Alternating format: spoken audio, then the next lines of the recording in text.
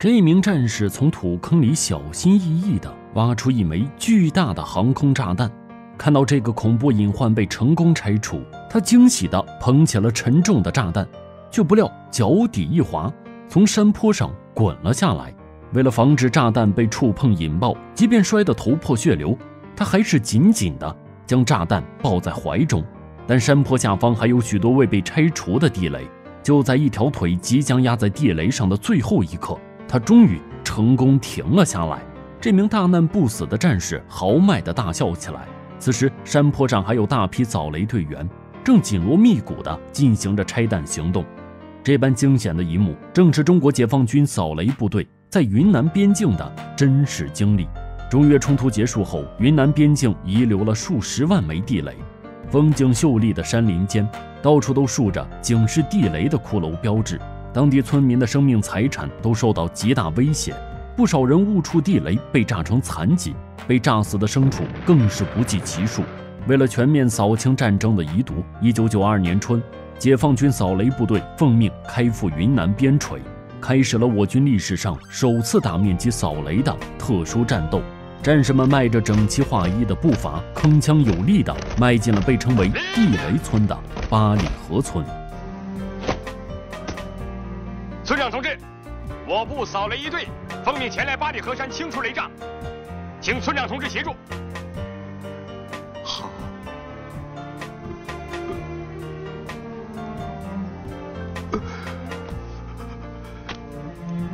你们可算来了。看着深受地雷所苦的村落，战士们的表情越发坚毅和凝重。村长平复情绪后，就给去考察地形的战士们带路。在一处骷髅标志牌旁边，他们看到了一头误触地雷而被炸死的耕牛。战士们都明白这次任务的凶险，稍有不慎，他们也会落得这样的下场。考察结束后，队长召开了誓师大会，战士们斗志昂扬，齐声呐喊。很快，扫雷行动正式开始。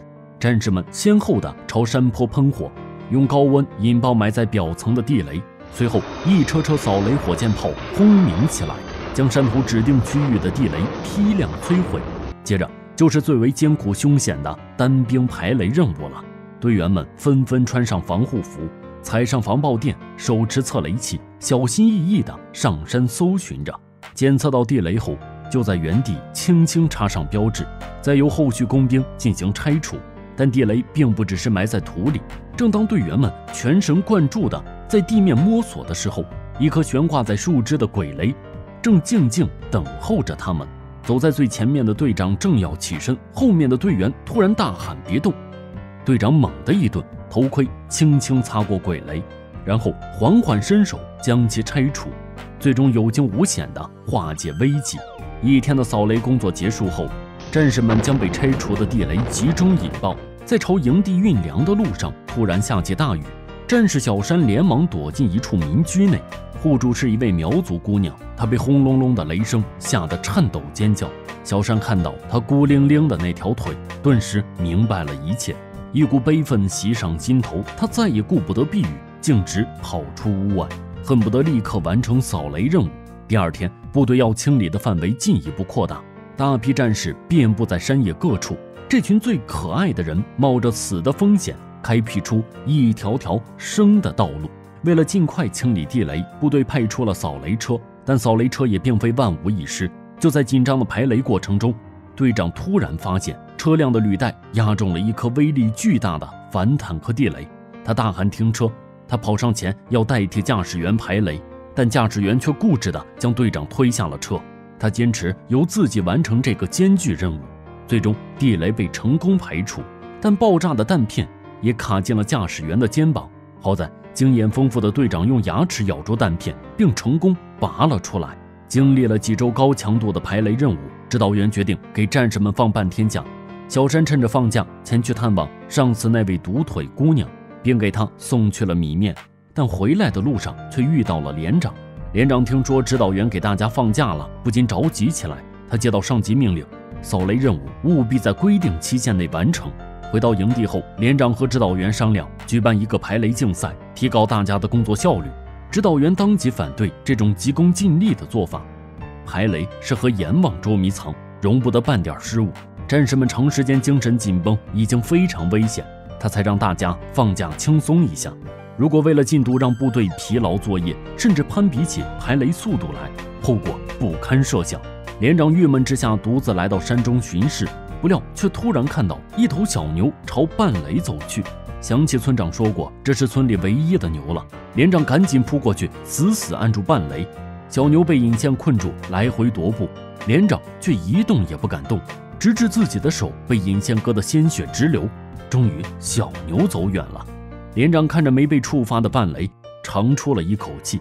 这天集合的时候，小山迟了1分钟，连长严厉地批评了他，并让他快速归队完成任务。然而意外出现了，小山疏忽间踩中地雷，当场被炸掉半条腿，这是任务以来的第1次重伤，队员们都悲痛无比。一名队员告诉连长，小山为了救济那位失去双亲的独腿姑娘，将自己的津贴都买了米面给她送去了。闻听此言，平时严肃坚毅的连长也落下泪来。如果自己没有冤枉小山，他也许就不会因为精神恍惚而触雷了。想到这里，连长心如刀割，朝着小山被抬走的方向狂奔而去。这边队员抬着小山去抢救的途中，从那个苗族姑娘的门前经过，听说有解放军战士被炸伤，姑娘拄着拐赶了出来，但还是看到了最不愿看到的一幕。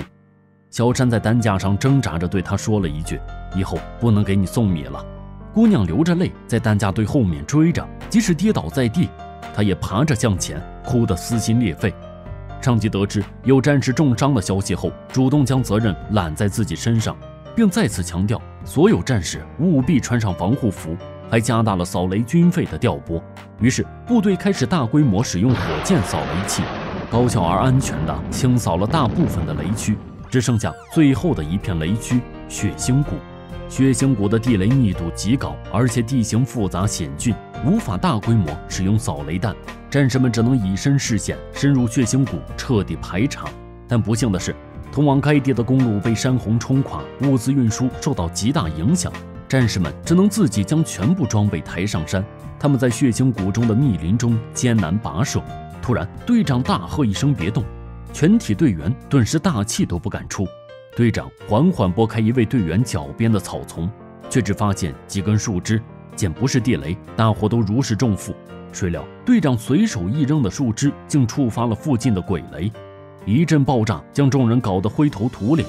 好在没有造成伤亡，但血腥谷的危险程度已经不言而喻，不仅在行进时需要万分小心，就连休息时也容不得一丝大意。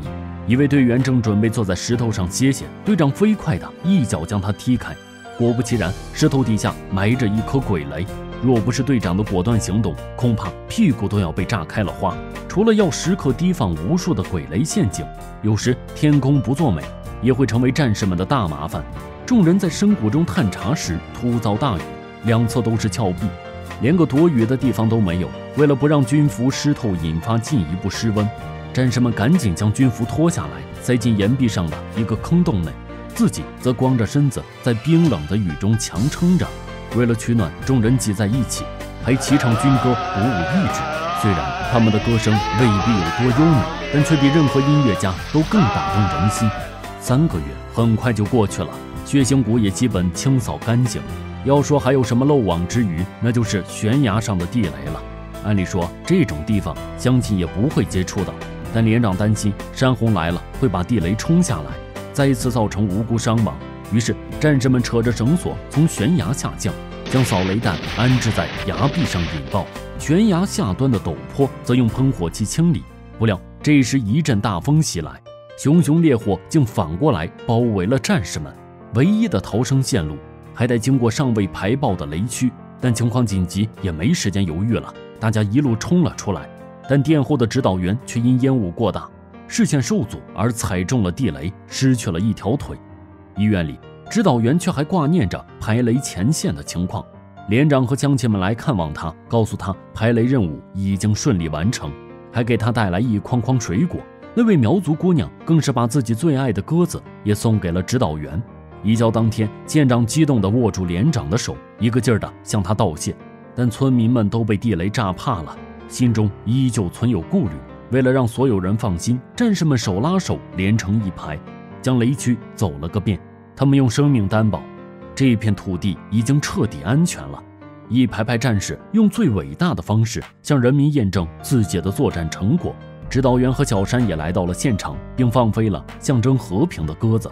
至此，本次扫雷行动终于胜利结束。经过3个月随时与死神较量的艰苦奋斗，我军扫雷部队不仅彻底清空了云南边境的遗留地雷，还创造了单位时间的扫雷面积世界纪录、世界扫雷耗资最低纪录以及大面积扫雷不亡一人的世界奇迹。